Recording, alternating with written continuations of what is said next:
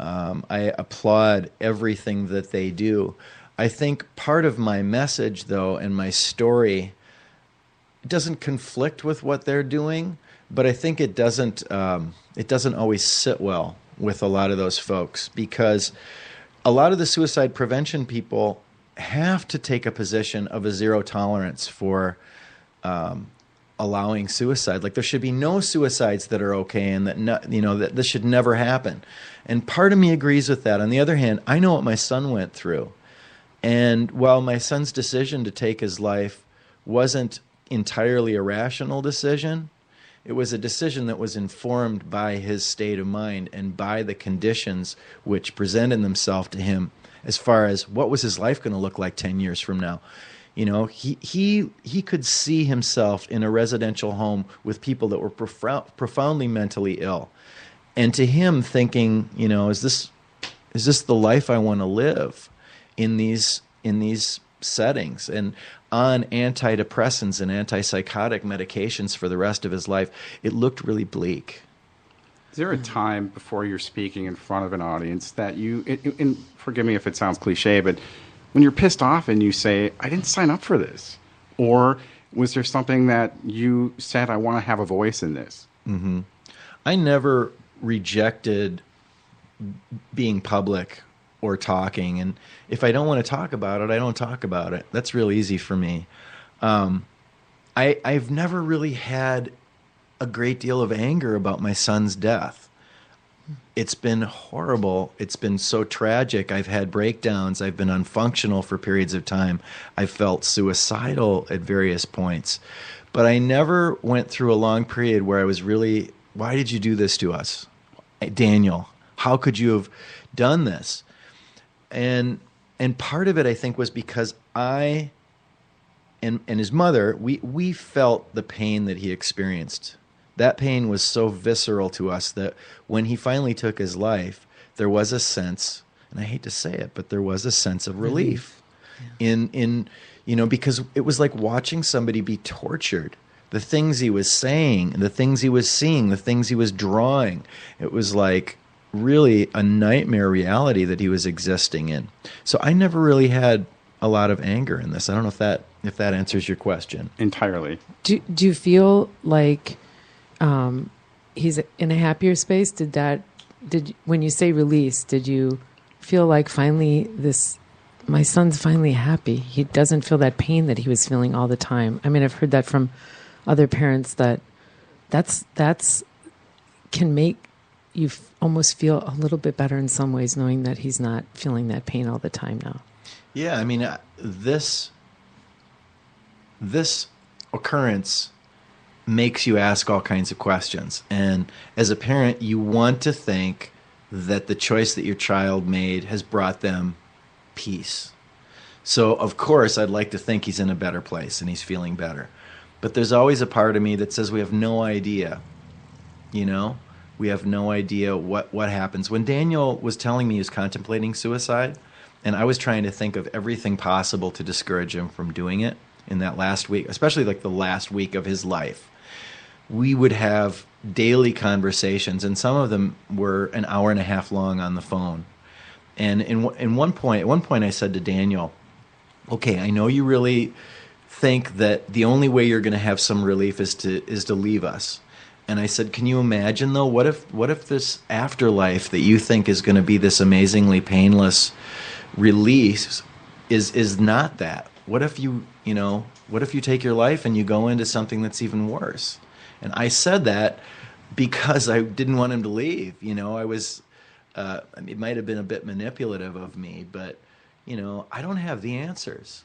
It's interesting that he said something to you.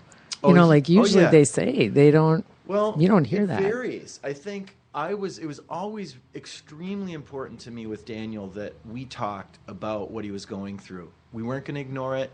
I wouldn't say I was intrusive about what he was going through, but I was always asking questions, and he always knew that I was a safe place to vent about what he was feeling.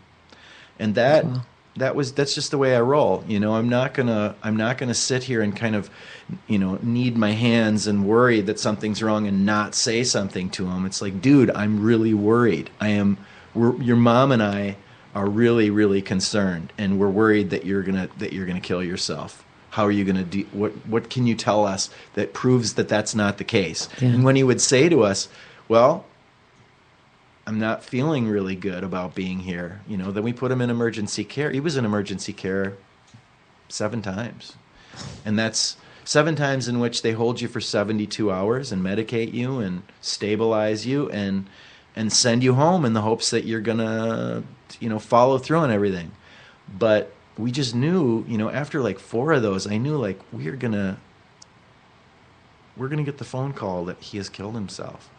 And nobody is able to change this course, And I called the state of New York and said, can we get him into residential care? Like immediately. He's done 7 of these suicidal episodes, and it's just a matter of time before he kills himself. What can we do? And they hemmed and hawed and just said, it's a difficult process. And you're looking at another year probably of the board making decisions about putting him somewhere, and it's not a decision that unfortunately you're able to make as a parent. He's an adult, and we've traded civil rights for what I see as really strong intervention in dealing with mental illness as parents. So, you look at the history of mental illness, and the fact is people used it as a weapon against people. They would commit, and frequently it was women being committed by their husbands. No question, there's been huge abuses in the history of that. However, now there is no teeth that we have as parents to compel our children to get the care that they need. So that, to me, we've got to figure something out. I don't have the answer to that. What do we do about that? I agree with you. But, you'll hear that over and over again. Parents are like, I tried to get him to take his meds. I tried to get her to follow through with the therapy, and she refused. What could I do? And at that age, when you're not right there every second, what are you going to do? Shove it down their throat? Right. Yeah, you can't. I mean, I always say I could have duct taped my son to a chair and drugged him, and he would have stayed here. But he would have, he would have figured out a way to get out of the duct tape, and he would have sobered up, and he would have tried to kill himself. What can we do? Yeah. However, again, I still think that parents need some more latitude in dealing with some of these issues. But I don't blame, that's not the central thing that I'm concerned about. I'm concerned about pharmaceutical companies making huge amounts of money and not, offering the kinds of drugs that I think are available and need more research that could discourage suicides. I am upset with a medical system that doesn't prioritize mental health in the same way that it does other physical ailments like cancer. My son suffered from a terminal illness, but nobody would be willing to admit that to me. Yep. We're going to change gears just a little bit. We want to talk about him as an artist. Obviously, very talented. You've chosen his work to go on your cover. Mm-hmm. Everybody will see that when they pick up a copy. Mm-hmm. It's brilliant. Can you tell us how you chose that particular piece to put on the cover? I chose works that were in Daniel's final stage of the work that he was doing.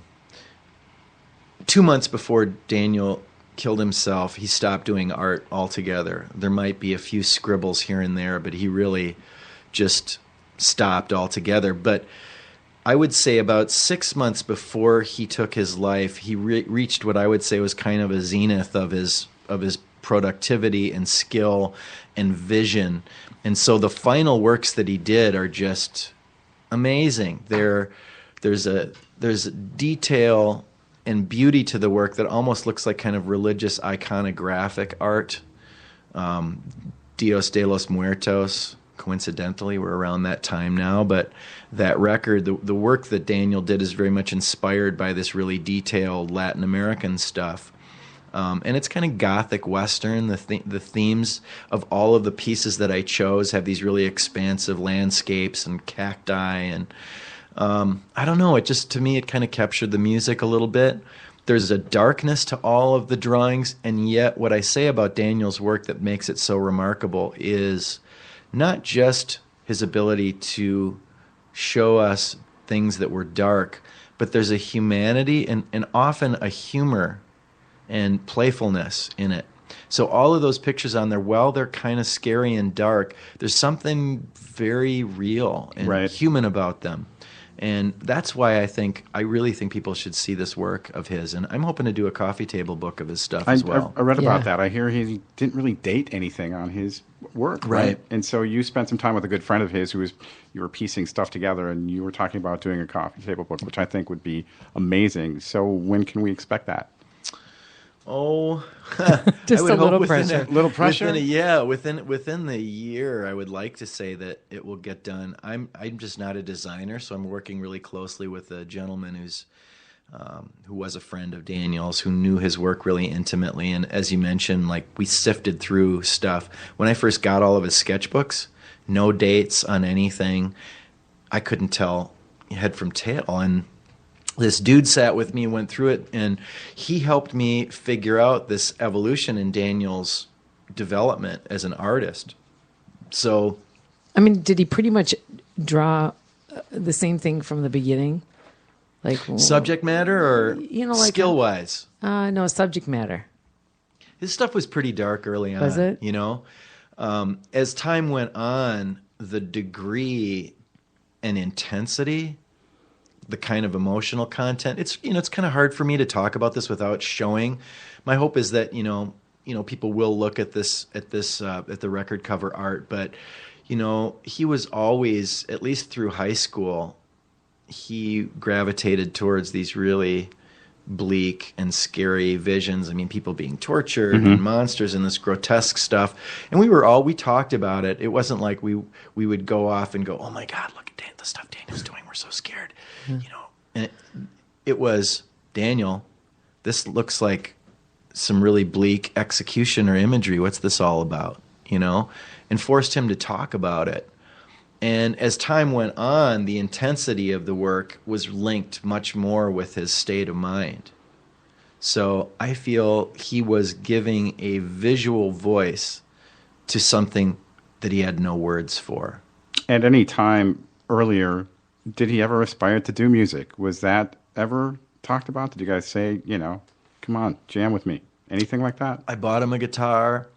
He and his buddies would listen to a lot of hip hop, and so he was, I would say, more of a kind of casual MC rapper. And love him. That's my favorite. Yeah, well, he was never, I don't think he thought, oh, I'm going to do this for a living. And I think he was aware of the sort of contradictions of being a white dude of privilege doing this music of African American folks. So that kind of had this inherent tug for him and pull, and he respected a lot of rap artists, but I don't think he ever seriously thought he was going to do it.